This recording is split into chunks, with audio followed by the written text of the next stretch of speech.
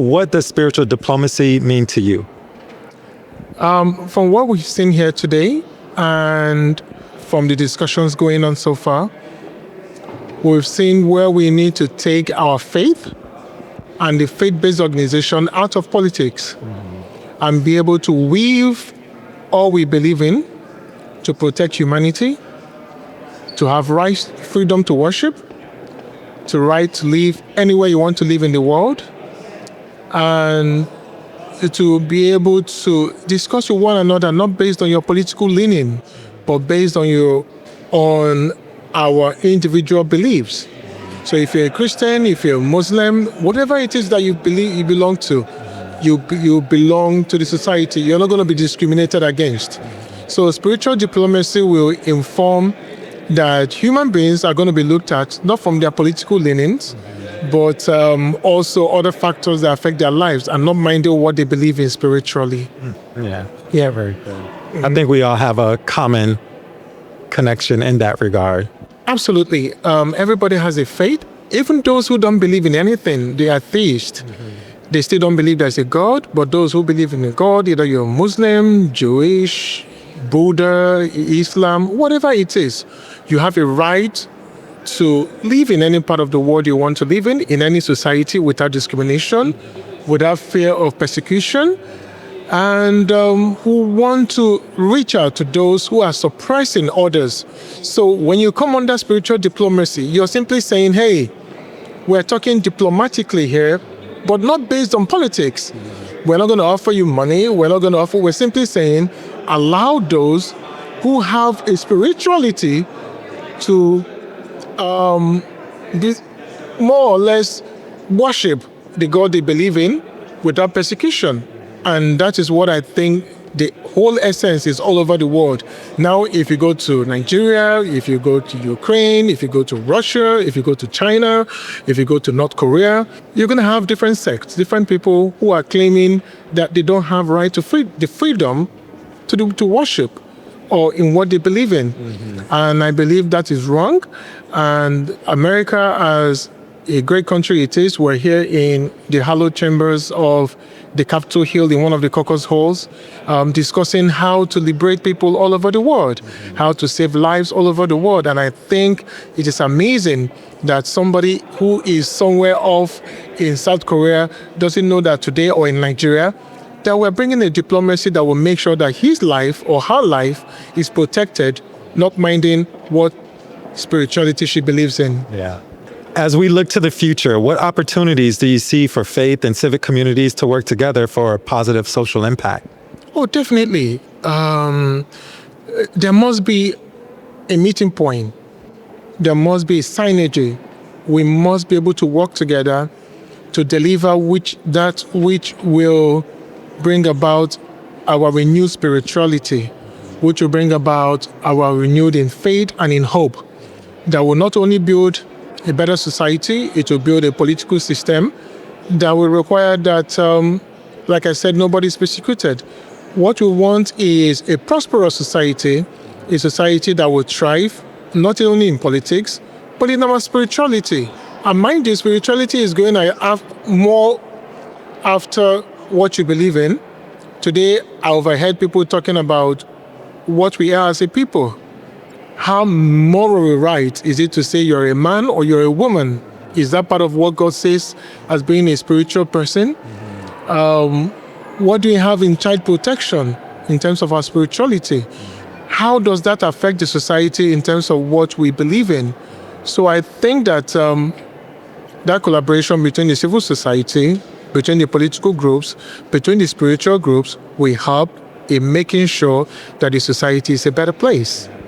I think you said it there, collaboration, and here we're here with so many people from all walks of life. Interfaith conference is exactly what we're here for, different beliefs, different backgrounds. So it's wonderful that we're here collaborating like that. Absolutely.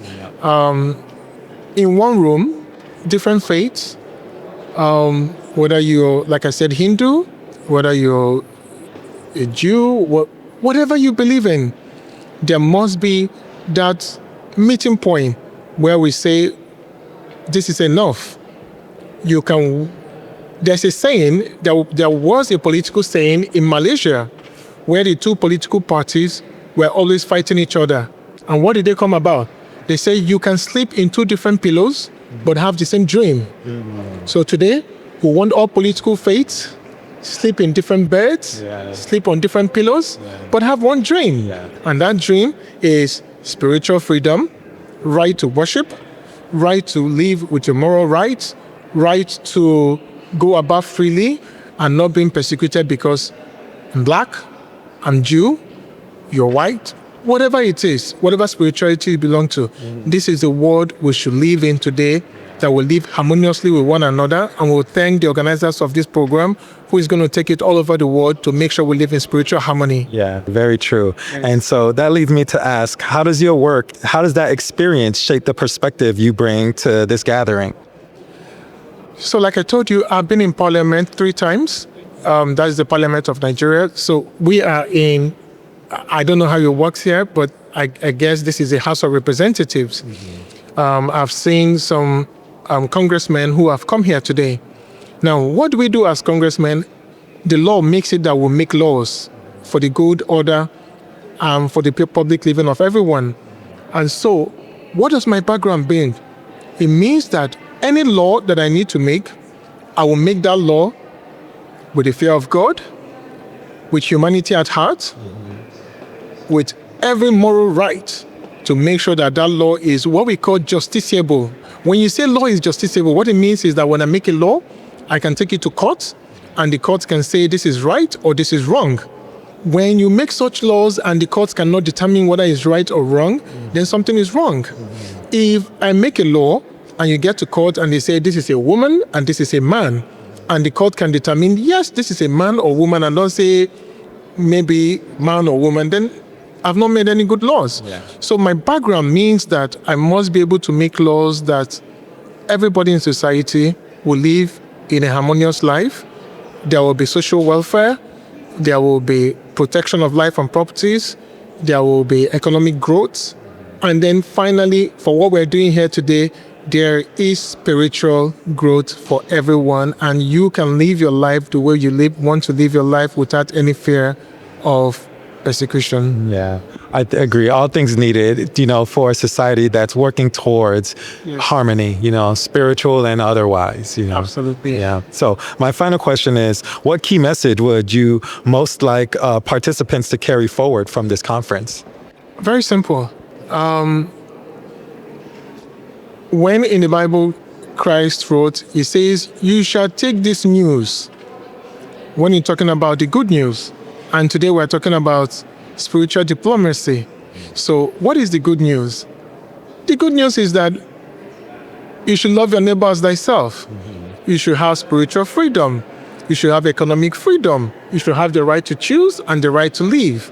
Nobody has a right to kill you, and you don't have a right to kill another person. And the life should be such that we are not discriminated against based on our faith. So you should take this good news. He says, starting from Jerusalem to Judea, to Samaria, and to utmost part of the world. And what that meant was that you should take it from where you live.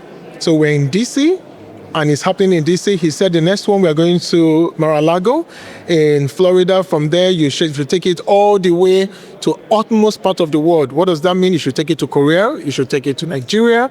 You should take it to Africa, to Asia, to all parts of the world where we're simply saying, you must live harmoniously with one another. Do not kill one another based on their faith. And in terms of religion, make sure that everybody has a right to practice what their mind tells them. And that is the essence of the spiritual diplomacy, where we talk to one another, not based on your political ideology, but based on the fact that, hey, I'm human. Whatever I decide to be, let it be, and let me live a life that is full and that is well protected all over the world. Yeah. I think any sensible person would agree with that, So thank you again for your time, for your kind words and the knowledge and wisdom that you shared with us, and for being here at this conference. Thank you again. Thank you for having me. Yeah, thank you.